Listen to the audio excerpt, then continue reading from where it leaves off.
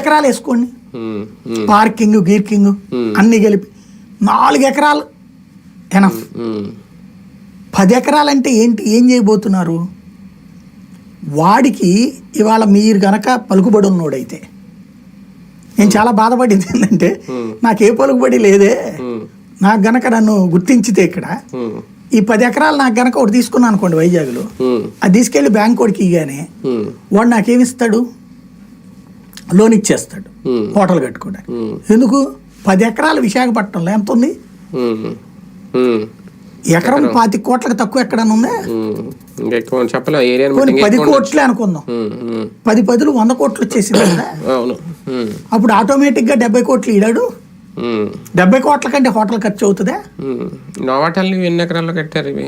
ఎకరం ఉన్నారు, 3 ఎకరాలు అనుకుంటుంది. ఎకరం ఉన్నారు. ఇప్పుడు అదే స్థాయే కదా స్టార్ హోటల్ అంటే కట్టేది ఎవడైనా సరే. అంతకు మించి ఇంకొచ్చించాడు, ఇంకొక 1/2 ఎకరం అనుకుందాం, అంతే కదా.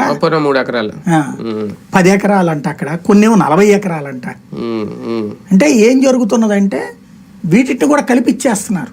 రేపు పొద్దున భవిష్యత్తులో దాంట్లో షాపింగ్ మాల్స్ పెట్టేసుకోవడం, ఇప్పుడు మీకు కాంప్లెక్స్ లాగా కట్టుకోవడం, అవన్నీ కలిపితే ఇన్కమ్ సోర్స్ ఆటోమేటిక్. మన లోకేష్ గారు అన్నారు కదా మరో దుబాయ్ ని చూడబోతున్నారు, అమరావతి మరో దుబాయ్ గా మారబోతుంది. అమరావతిలో కాదు ఇదంతా, అమరావతి దుబాయ్ అవుతుంది.